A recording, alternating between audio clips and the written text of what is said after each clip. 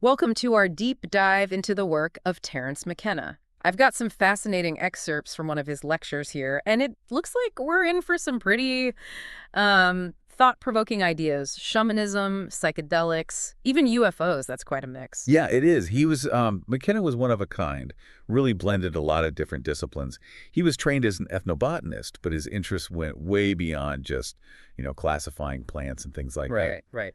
He was really interested in how certain plants could impact human consciousness, especially those containing hallucinogens like psilocybin.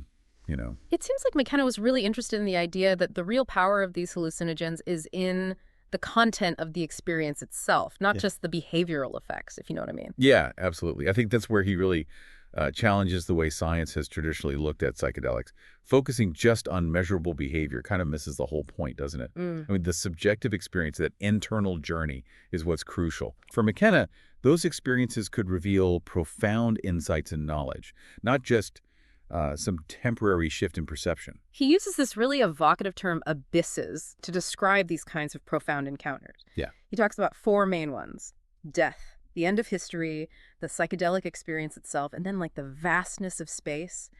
And all of those are within a fifth, even deeper abyss, the unspeakable. It's pretty heady stuff. What do you think he's getting at with this whole abysses idea? Well, I think for McKenna, these abysses represent the ultimate mysteries. Mm-hmm. The things that humanity has always grappled with. They're the edges of our understanding, the places where our explanations just sort of fall apart. Yeah. They are the unknown, Yeah. right? The terrifying and the awe-inspiring all kind of rolled into one. Yeah. And he saw shamanism as a way to navigate these abysses. It's not just avoiding them, but actually confronting these ultimate mysteries head on. Yeah, exactly. He saw shamanism as a way to go into those deep, often really unsettling experiences and bring back knowledge, wisdom, maybe new understanding of reality. You mentioned earlier how McKenna felt that the scientific approach to psychedelics was missing something. It sounds like he had some pretty specific ideas about how psilocybin in particular works on consciousness. He did. It's actually, he makes this pretty bold claim. He suggests that psilocybin, unlike other hallucinogens, doesn't just create hallucinations, but it reveals a parallel continuum. It's almost like it's giving you access to another universe. So he's not just saying that psilocybin makes you see things that aren't there, but that it lets you perceive something that actually exists, but we're normally not tuned into. That's right, yeah. It's like tuning into a different radio frequency, I guess. You're not creating the music, but you're accessing something that's real, that's already out there. And he argues that Western science, with its focus on the material world, just isn't equipped to really understand what that means. That's fascinating. And it makes his descriptions of encountering entities during psilocybin experiences even more interesting. He's not just talking about hallucinations, but beings that communicate, that seem to offer real information. Yeah, and this is where McKenna's ideas really start to kind of push the boundaries. He challenges us to consider that what we perceive as reality might be far more complex and multi-layered than we typically think. It's a definite shift in perspective. And speaking of challenging conventional thinking, McKenna also had some interesting things to say about UFOs. He didn't necessarily believe they were extraterrestrial, did he? No, he didn't. He took a different approach. He saw UFOs as kind of manifestations of the collective human psyche, like a projection of our anxieties and our aspirations, especially with all this technology that keeps advancing. So a reflection of ourselves rather than visitors from another planet. Exactly, yeah. Yeah. And he ties this into the whole theme of alienation in the modern world.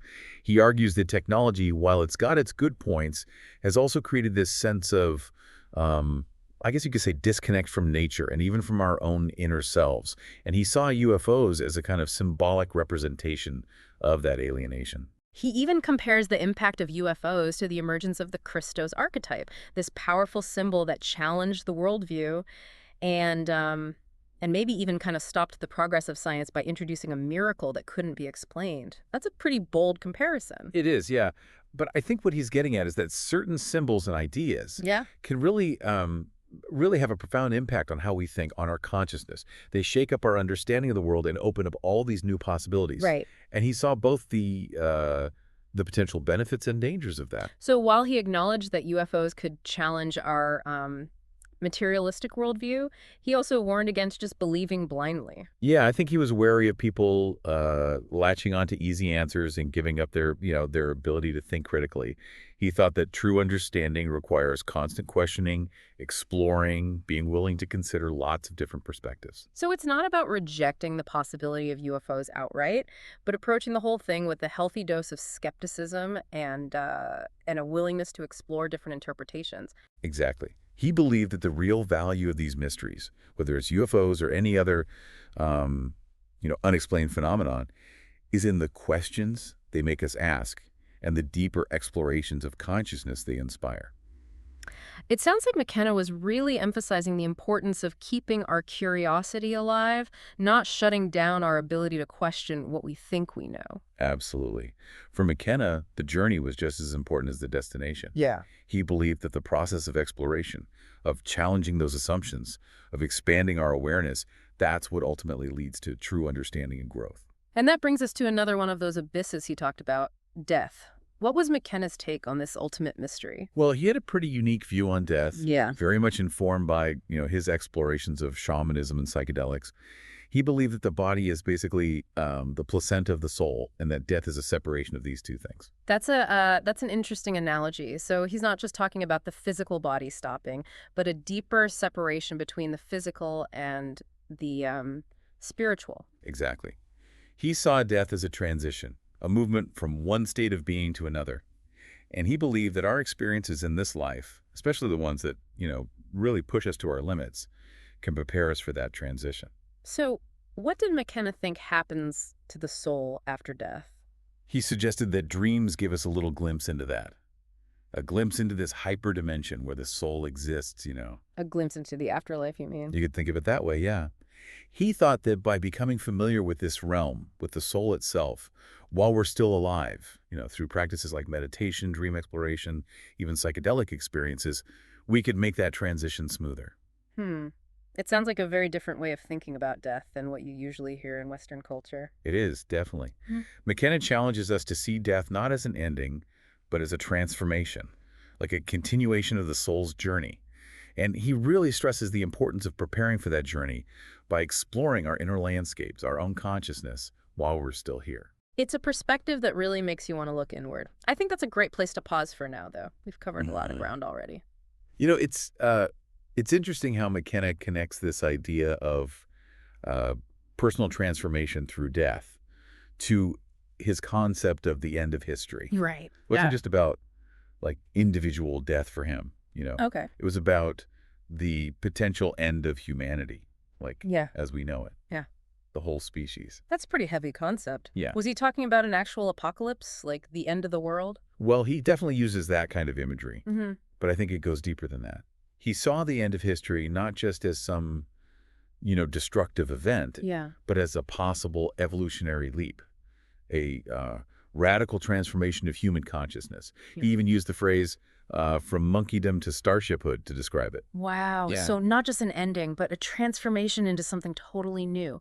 What did he think would cause this change? What would drive it? He thought technology would be a big part of it. He described technology as the skin of humanity, always evolving and shaping how we interact with the world.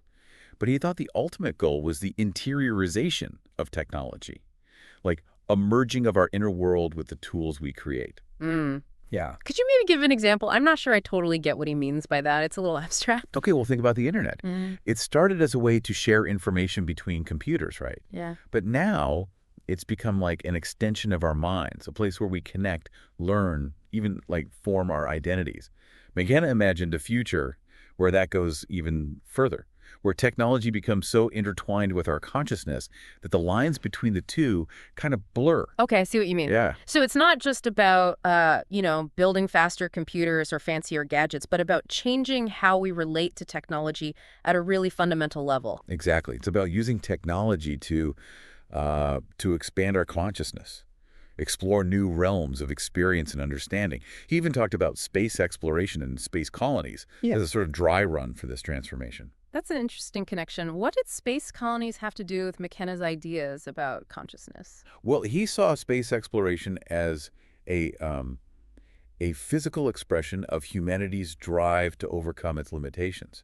In those isolated artificial environments, humans would have to depend on technology just to survive, and adapt to completely new ways of living. Yeah. He believed this could speed up our evolution, both physically and mentally. It's almost like a forced adaptation, Yeah. pushing us beyond our comfort zones and making us evolve. Exactly. And, this ties back into his ideas about the parallel continuum that psilocybin revealed. Okay. Remember, he believed that psilocybin lets us access a different realm of reality, like a hyperspace, where the rules of our everyday world don't necessarily apply. So he saw a connection between space exploration, this physical journey out into the unknown, and the exploration of consciousness through psychedelics. Yes, exactly. He believed they were both expressions of the same basic impulse, this desire to break free from limitations and, explore new possibilities. Right. He saw space as this kind of external frontier, Yeah. and the exploration of consciousness as an internal frontier. Okay. And he thought both were necessary for humanity to evolve. That's definitely a mind-expanding way of thinking about things. It is, yeah. And to really push the boundaries of this exploration, McKenna even did this experiment. He called it the experiment at La Charrera. Okay.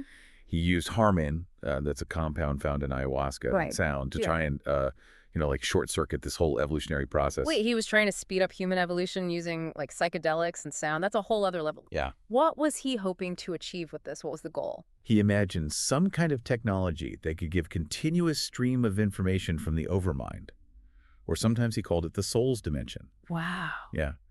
He believed this information could help us unlock a deeper understanding of consciousness and really accelerate our evolution as a species. So he's trying to build a machine to tap into like the collective unconscious. He was, yeah. That's incredibly ambitious. McKenna wasn't afraid to think big.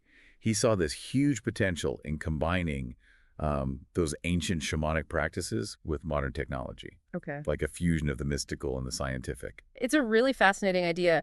But what about those of us who aren't, building psychedelic soul reading machines?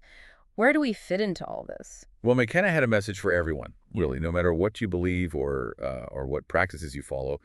He believed that all our everyday cognitive activities, language, thought, art, music, even just talking to each other, they all play a role in shaping the future. And by doing these things consciously, with intention, we can contribute to the evolution of consciousness. So it's not just about waiting for some big external event, but about actively taking part in this ongoing process of transformation. Exactly. McKenna thought we have a choice in how we approach these challenges. Okay. We can just be, passive observers, swept along by the currents, or we could be active participants shaping the future through our thoughts, actions, and our creative expressions. He really wanted us to embrace the unknown, explore those depths of consciousness, and actively contribute to, the unfolding story of humanity. That's pretty empowering. It is. It suggests that we all have a role to play in shaping the future, even if we're not building psychedelic machines or going to space. Absolutely. He believed that every creative act, every attempt to understand ourselves and the world, it all contributes to the evolution of consciousness. It's a collective effort, and everyone has a part to play. It's inspiring to think that even our small, everyday actions could have this ripple effect on the larger evolution of consciousness. It makes you want to go out and create something or have a deep conversation or just look at the world with, fresh eyes. That's the spirit. McKenna was all about encouraging people to question their assumptions, explore new possibilities, and never stop trying to understand things more deeply. I can definitely see how his ideas could spark a sense of wonder and curiosity. But I'm also wondering, how practical is all this? I mean, his vision of the future is so different from how things are now. Yeah. It's hard to imagine how it could actually happen. It's true. It is hard to picture this future he talks about, where technology is interiorized and humanity is totally transformed. It's almost like trying to imagine a color you've never seen. Did McKenna give us any clues, any glimpses of what this new reality could be like? Well, he did give some hints. He often talked about this transformed state in terms of hyperspace or the overmind, this realm of pure information and interconnected consciousness that he thought we could access. So a reality where the limitations of our bodies and the laws of physics as we know them maybe wouldn't even apply. Are we talking about a place where imagination is everything? Where you can create and experience anything you can think of? It's not that far off, really. Mm. He used some really vivid language to describe this transformation, talking about the body becoming interiorized and the soul becoming exteriorized. Okay. It's almost like we shed our physical forms and merge into this larger consciousness. Wow, becoming part of a vast network of being, that's pretty mind-blowing, but it also raises some practical questions. Like, if we're not limited by our bodies anymore, what happens to everyday life? Would we still need to work, eat, or even sleep in this hyperdimensional reality? That's where his ideas get a little more um, speculative. He doesn't give us a step-by-step guide to this new existence, but he suggests that our needs and our desires might be totally different in this reality. So it's not just about, uploading our minds into a computer and living in some digital world. It's something way deeper than that. Exactly, yeah. He kind of hints at the state of being where we could still have pleasure and connection, but without being limited by our physical forms. He even talks about the possibility of experiencing all the pleasures of the flesh, but without those physical limitations. It's hard to wrap your head around, but it does sound like a kind of liberation, like the ultimate freedom and creativity. I think that's the core of it, yeah. Yeah. A vision of what humans could be that goes beyond anything we can understand right now. Even if we can't fully grasp what this future might look like, it's a good reminder to stay open to possibilities we can't even imagine yet. Absolutely. I think that's a great takeaway. McKenna's ideas really challenge us uh, to look beyond what we think we know and consider that what we see as reality is just, a tiny piece of what's really out there. It's a call to expand our awareness, explore the unknown parts of our consciousness, and never stop questioning the things we think we know for sure. And to remember that we're not just along for the ride. We can actively shape how consciousness evolves, both on our own and together. Well, this has definitely given me a lot to think about. If McKenna is right, we're standing on the edge of something really incredible. And even if his vision doesn't play out exactly as he described it, his ideas are a powerful reminder to never stop exploring, never stop questioning, and to always push the limits of what we think is possible. I think it's a perfect note to end on. Thanks for taking this deep dive with me into the world of Terence McKenna. It's been a truly fascinating journey.